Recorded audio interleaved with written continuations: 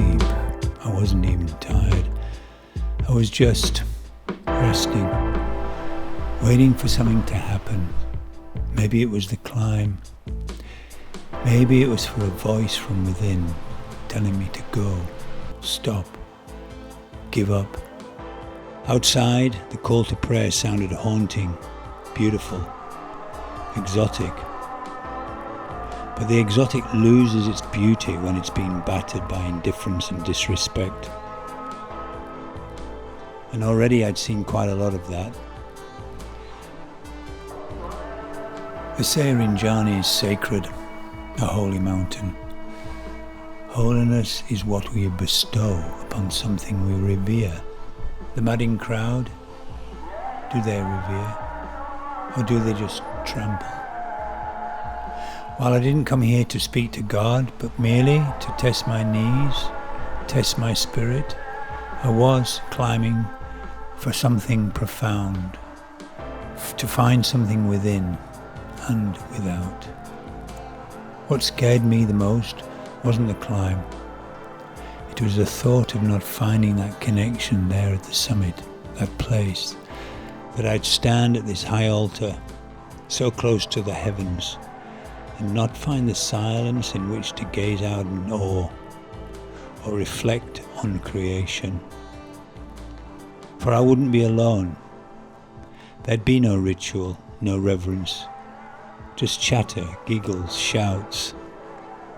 Was I being selfish to want this moment for myself? Maybe, but we live in a crowded world.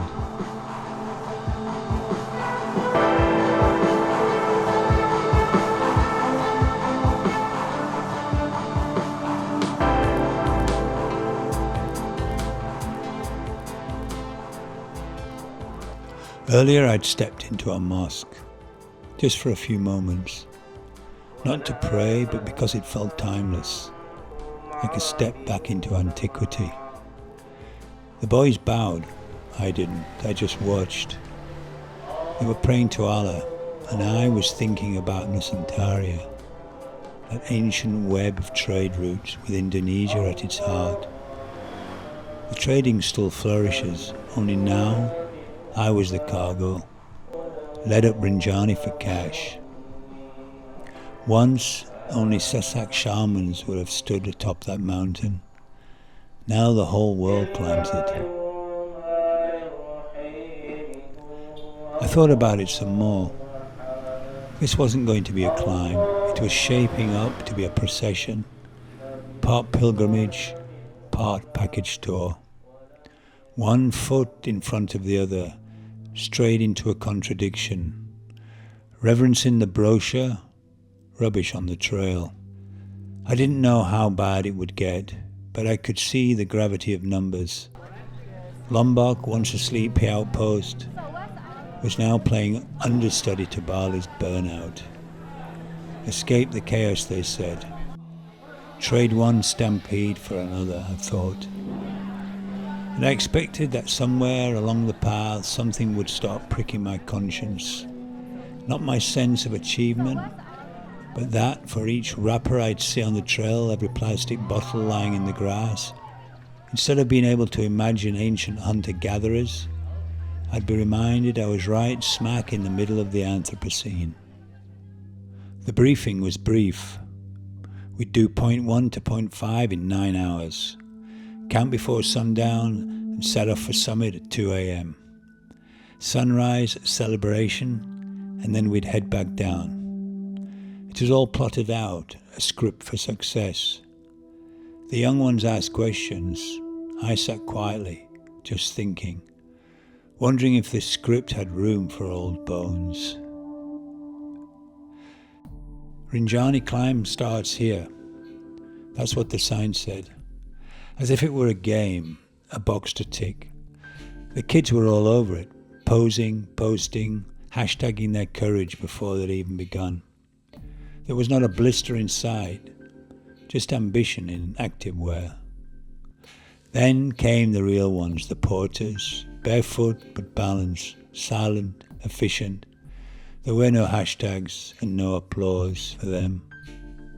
The beginning felt almost idyllic. The earth soft, the air forgiving. Cows ambled by. We climbed through mist and leaf light. Still, there was nothing to fear here. Not yet.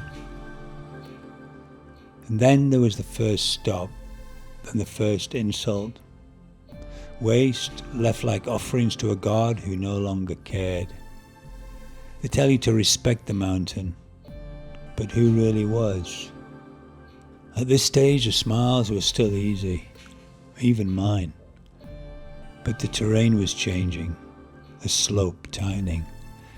The hard mud was showing its true colour. I could feel it beneath the boots, in the knees. The first hint of what I'd really signed up for now was all around us.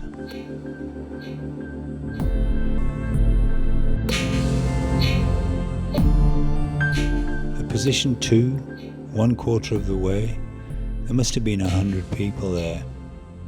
Way more than I'd expected, more than I'd wanted. The porters moved like cargo boats, slow, deliberate, while the cooks set fires under boiling pots, feeding the machine. Lunch for those of us going up, dinner for the ones coming down. It was a production line, a mountain ridge transformed into a mess hall. From here it would get harder, steeper. The trail narrowed, the air thinned. My smiles, I sensed, would be harder to fake. I felt it in my knees and in my gut. Position 5, base camp. They said we'd reach it by 6:30. We did. The kids were ahead of me. Just 30 minutes, but it felt like a generation. I should have felt proud I'd made it, but standing there, surrounded by 100 tents, I just felt tired, old, and kind of just out of place. The summit of Rinjani looked deceptively close, but I knew the contradiction of what my eyes were telling me now and how my legs and feet would feel tomorrow by sunrise would be a chasm as wide as the Sagara Anak crater lake. At this moment I needed space to escape the crowds and the mess of the camp. I walked down off the ridge into the forest, but that's when it hit me, the stench. Just like a public toilet had been tipped sideways. There was soggy toilet paper everywhere, and shit slicked across the grass. I stood still, dismayed, just hearing the wind and the flies. 2 monkeys watched me from a tree.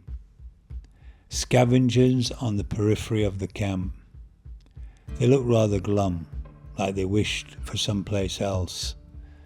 In fact, the monkeys glared at me like I was the problem. And maybe I was. I didn't sleep that night. The rocks beneath my mattress felt, well, like rocks, as they ground into my bones. I braced for the snoring symphony of 100 tents, but the camp was quiet. Either everyone was dead tired, or just quietly suffering. We woke at 2 to coffee, banana pancakes. It was fuel for what lay ahead. By 2:30 we were on the move, with our glowing headlamps. I could see them stretched out along the ridge, a procession of tiny lights like fireflies inching towards the stars, headlamps moving upward, ever upward, chasing glory in the dark. They'd left at midnight, the slower climbers, or maybe the wiser ones. We cleared the gnarly forest, slick with dew. Then came the ridge. They said it was in 3 stages, difficult, less difficult, and deadly. The last part, the final 300 meters, volcanic sand. 1 step forward, half a step back, like walking up a dune made of ash. They called it the killer. They weren't wrong. I still felt strong, stronger than I'd expected, but the kids, they were pulling ahead, lean, fast, chasing the sunrise. The line had thinned out, everyone locked in their own slow-motion battle with gravity. I plodded, that's the only word for it. One guy was down, out cold, snoring like a dead man in a war zone. I blasted him with my power torch. Nothing. He didn't even flinch.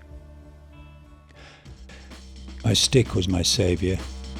I stabbed it into the earth like I was trying to kill the mountain monster. It helped, albeit marginally. But without the stick, I wouldn't have made it. I could feel the dawn coming, and yet not see the summit. Just this endless incline into darkness. You don't know how far you've got to go, so you just keep going.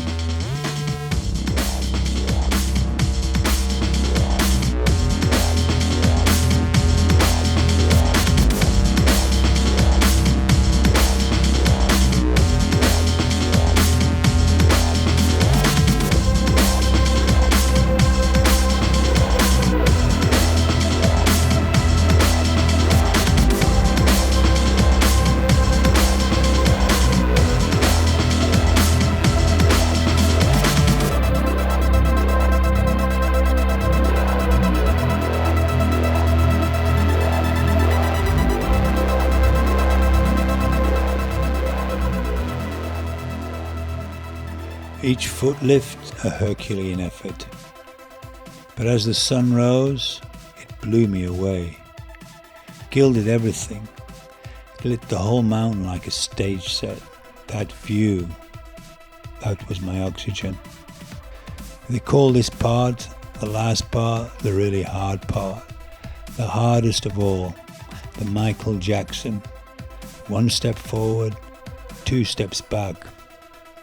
It was not a path for wobbly feet, and mine were jelly. The lads passed me on the way back down.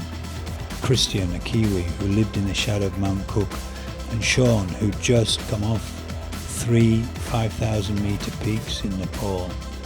They were built for this. I, meanwhile, felt weary.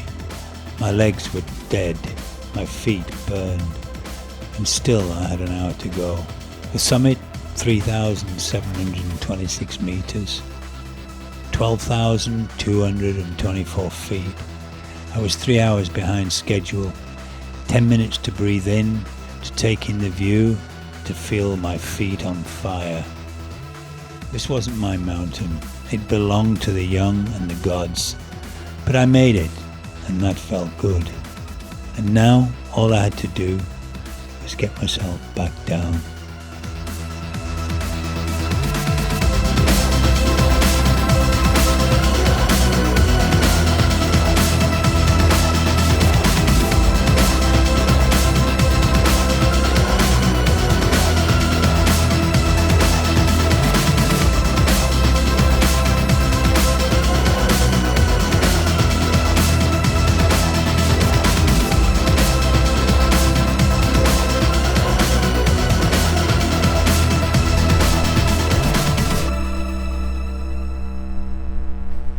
There were 5 stages, 5 stretches of volcanic rock and debris. And by stage 2, I was pulp, blistered and broken. I really can't believe I did this fucking thing. There's this now coming down the ravine of black, slippy shit. This was like at the beginning, just exhausting and difficult. The truth is, I didn't like who I'd become on the descent. I wasn't the noble warrior I'd imagined. I was just tired, brittle, worn thin and fraying at the edges. Look at this. If this isn't a good fucking place to trip up, I don't know what is. Rinjani didn't just test my resolve, it revealed my cracks. My impatience, frustration, and a sense of being tormented, not transformed. The mountain held up a mirror, and I didn't like what I saw. I think mountains do that. They strip you down, physically, mentally, spiritually. How did I do it? They show you your edges and whether you crack them or transcend them. But pain fades, and already I'm planning the next hike, maybe Mount Fuji. I'll go pay homage to the Shinto gods